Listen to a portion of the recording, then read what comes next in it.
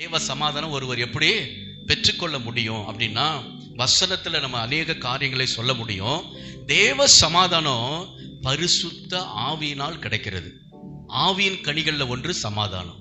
யார் ஒருவர் பரிசுத்த ஆவியோடு நல்ல உறவு இருக்கிறதோ, ஆவியானவரை பெற்று அபிஷேகத்தில் இருக்கிறார்களோ, அவர்கள் சமாதானத்தினால நிரப்பப்பட்டவர்களா இருக்கும். அவங்களுக்குள்ள தேவ சமாதானம் இருக்கும்.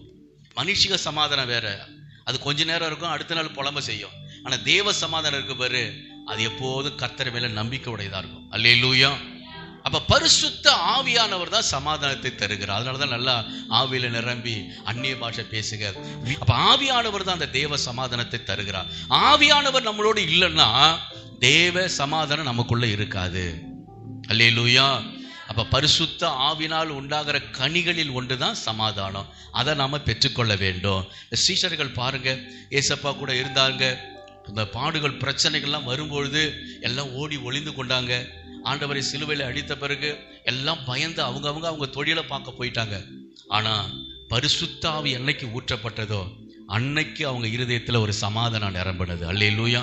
அதற்கப்புறம் எந்த சூழ்நிலையும் பார்த்து அவங்க பயப்படவே இல்லை, எதை குறித்தும் கலக்கம் அடையவே இல்லை, அவங்க புலம்பவும் கிடையாது. அல்லேலூயா.